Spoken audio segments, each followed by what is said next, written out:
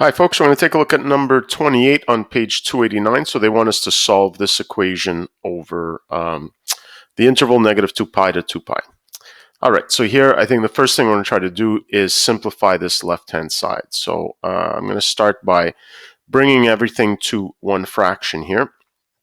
I'm going to leave the 2 on the other side because I feel as though there's a lot more opportunity to do some simplifying on this left side. So common denominator is 1 plus sine x and cos x. So here, this denominator is missing a cos x, so I'll multiply that to the numerator. So we have cos squared x.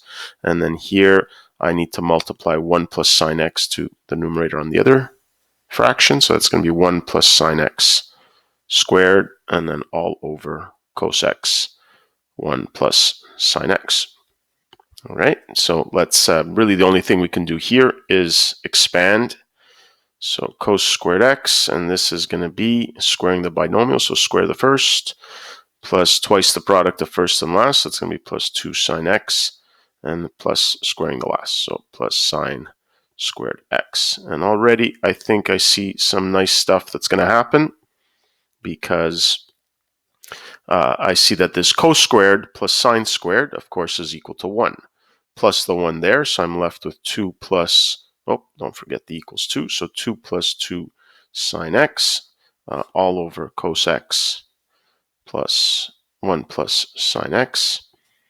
All right, and here, if I factor out the 2, I see more nice stuff happening. So 2, and so here we're left with 1 plus sine x, okay, over cos x times another 1 plus sine x equals 2, and these things, of course, reduce. Now, we have to keep in mind that any answers that produce something that would make the denominator 0 here, so anything that makes sine x equal to negative 1, okay, so for example, like 3 pi over 2, we'd have to eliminate that from the solution. So anytime you're canceling anything out, make sure you keep in mind that that restriction is still there. So in the end, we're left with 2 over cos x equals 2. So I'll cross multiply here. So bring the 2 to this side. 2 divided by 2 is 1.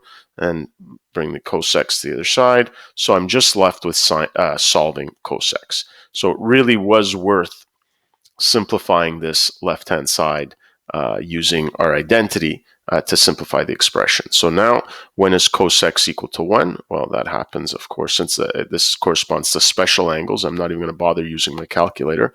So we know that it occurs at 0, okay, and we're going all the way up to 2 pi, and cos x is equal to 1, also 2 pi, but we're also extending into the negative part to negative 2 pi, and of course, cos of negative 2 pi is also 0, and that's going to be all our answers. And of course, none of these make cos x equal to 0, which is one of the denominators in my original equation. So we would have had to eliminate that, but that's not a problem.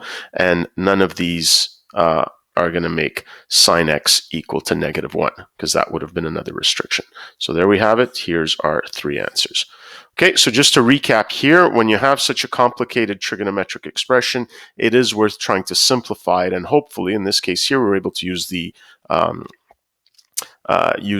Pythagorean identity to simplify the expression.